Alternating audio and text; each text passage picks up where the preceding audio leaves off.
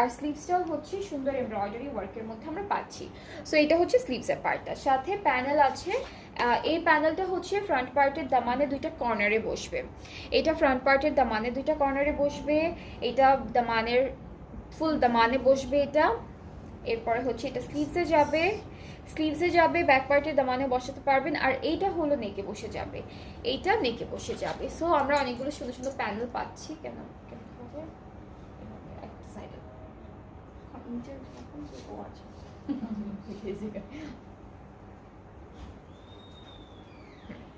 So এটা হচ্ছে আমাদের প্যানেলটা। এরপরে হলো আমরা দুপাট্টা দেখবো। দুপাট্টা শিফনের উপরে থাকবে, অল ওভার ডিজিটালি প্রিন্টেড, খুব সুন্দর একটা কালার।